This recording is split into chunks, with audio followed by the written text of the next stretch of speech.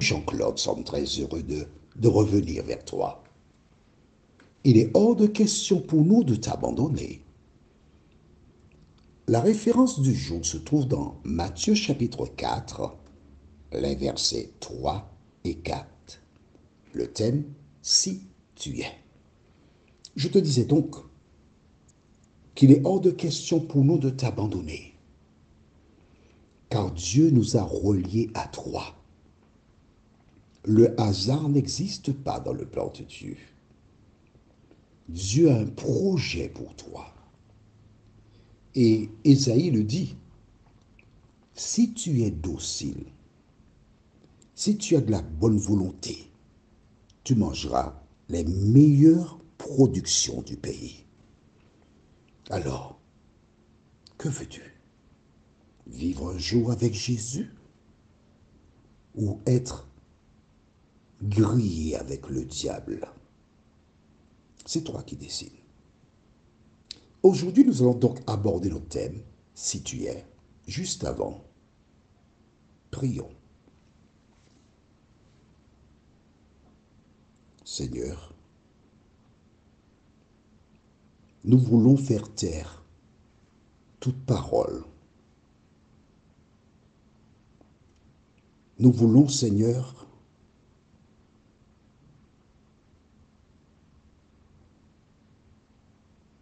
te demander de nous visiter afin que tu imprimes ton caractère en nous. Alors que nous continuerons à découvrir la parole, que le Saint-Esprit nous transforme à ton image.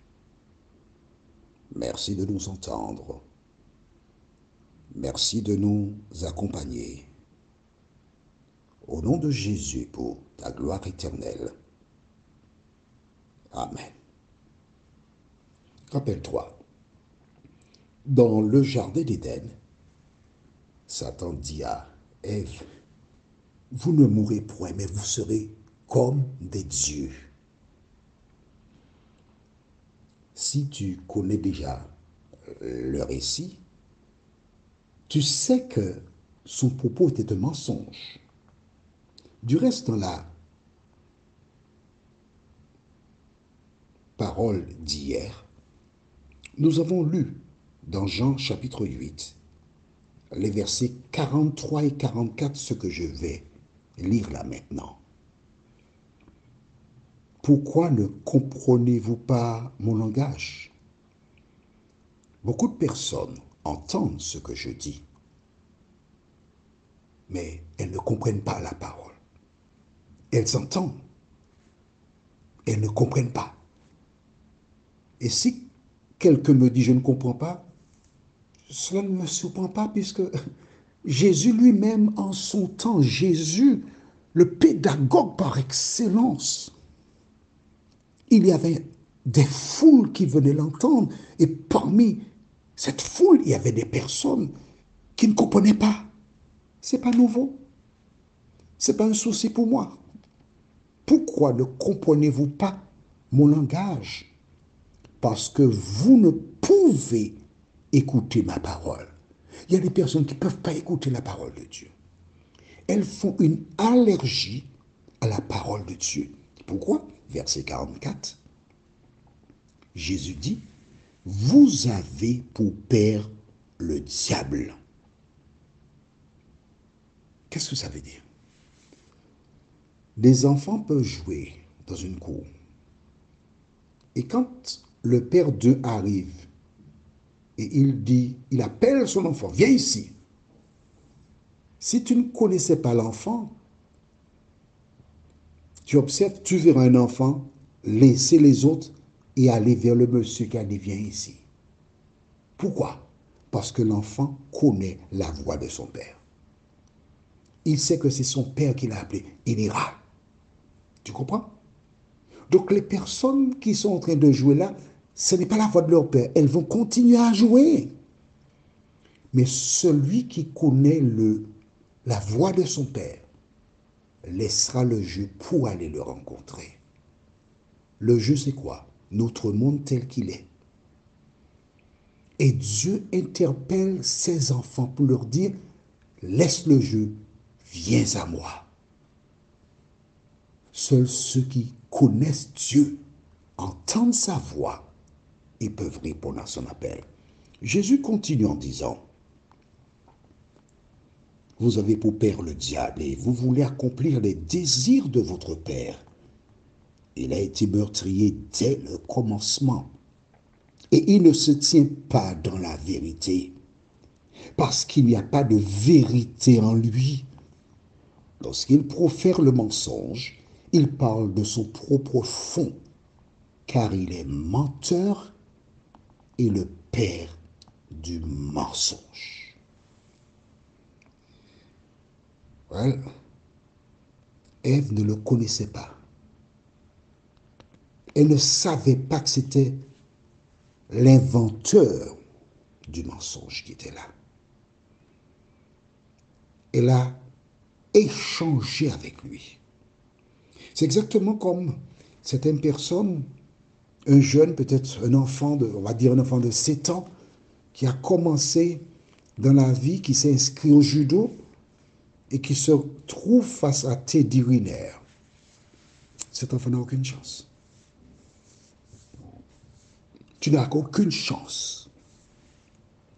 Mais si tu es caché derrière Jésus, tu peux renverser Teddy Riner. Le texte de ce jour se trouve dans Matthieu 4. Après le baptême de Jésus, il a été dans le désert. Alors, je vais lire pour toi pour t'expliquer, parce qu'il faut que tu comprennes cela. Nous lisons à partir du verset 1er jusqu'au verset 3. Je t'explique cette partie. Alors Jésus fut emmené par l'Esprit, E majuscule, dans le désert pour être tenté par le diable. Après avoir jeûné 40 jours et 40 nuits, il eut faim. Le tentateur, s'étant approché, lui dit, et on s'arrête ici. Là, je t'explique ces 3 premiers versets. Il est clairement écrit qu'il fut emmené Jésus par l'Esprit dans le désert pour être tenté par le diable. C'est ce que l'auteur a écrit, mais ce n'est pas vraiment cela. Je vais t'expliquer. Après son baptême, Jésus a été dans le désert pour jeûner et prier. Le Saint-Esprit n'a pas livré Jésus à Satan. Jésus a été jeûné et prié. Un premier jour, 2 jours.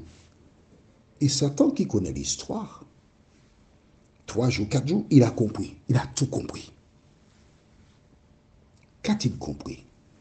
Dans l'Ancien Testament, lorsque Moïse fit sortir le peuple d'Israël pour aller vers la terre promise, il est monté sur la montagne et est resté là avec Dieu pendant 40 jours afin de recevoir les directives. C'est une image de Jésus de Nazareth. Alors, je t'explique. Il a passé 40 jours à jeûner et prier. Jésus qui vient. Pourquoi?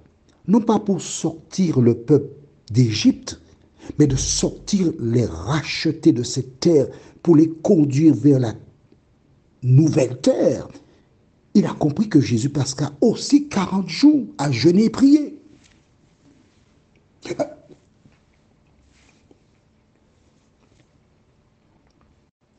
Alors, il a attendu, les démons, les autres anges ont attendu, et au terme des 40 jours de jeûne et de prière, que dit-il, verset 4, Matthieu 4? Si tu es fils de Dieu, ordonne que ces pierres deviennent des pains. Jésus répondit, il est écrit, l'homme ne vivra pas de pain seulement, mais de toute parole qui sort de la bouche de Dieu. Aïe, aïe, aïe. Quel sera le besoin de Jésus? Je t'invite à écrire dans le cahier ce nom, M-A-S-L-O-W, Maslow. la pyramide de Maslow. Maslow, c'est M-A-S-L-O-W. Dans cette pyramide qu'a réalisée M. Maslow, justement, il explique que les premiers besoins de l'homme, premiers, sont les besoins physiologiques, c'est-à-dire qui ont un rapport avec le corps. Boire, manger, uriner, avoir un époux ou une épouse et avoir des rapports. Jésus sort de 40 jours sans manger. Quel est le premier besoin qu'il a? Dis-moi. Est-ce qu'il va emmener une femme pour Jésus? Mais non. Jésus a faim. Donc il va proposer à Jésus, et dans sa proposition, c'est un piège. Si tu es, c'est-à-dire que c'est le doute. Si Jésus transforme les pierres en pain, c'est parce qu'il doutait. Mais oui, regarde bien, il dit, si tu es fils de Dieu, aux Antilles, on dit, fais ça me brûler. Démontre-moi que tu es fils de Dieu en changeant les pierres en pain. Voici le piège. Jésus lui répond, dis, l'homme ne vit pas de pain seulement, mais de toute parole qui sort de la bouche de Dieu. Il lui a dit, il est écrit. Il est écrit, ça veut dire quoi? Que c'est écrit. Et ce que Jésus a cité est écrit dans le Nouveau Testament.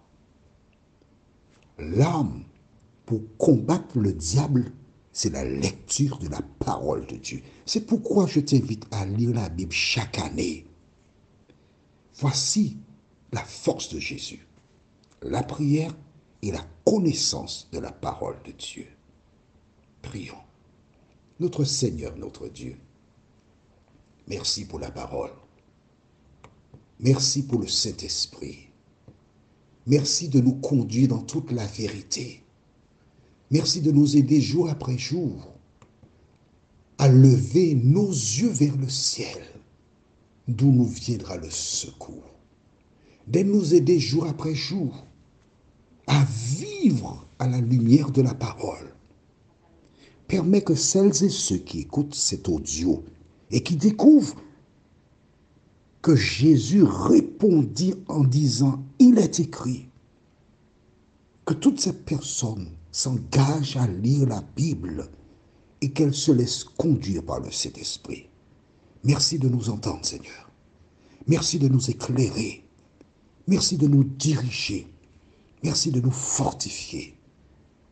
Nous t'avons prié au nom de Jésus et pour ta gloire éternelle. Amen. Que l'Éternel continue de te bénir. Notre prochaine causerie, ce sera encore « Si tu es ». Et nous lirons dans le livre de Matthieu chapitre 4, versets 5 et 6. « Si tu es ». En attendant, que l'Éternel continue de te bénir et qu'il te garde.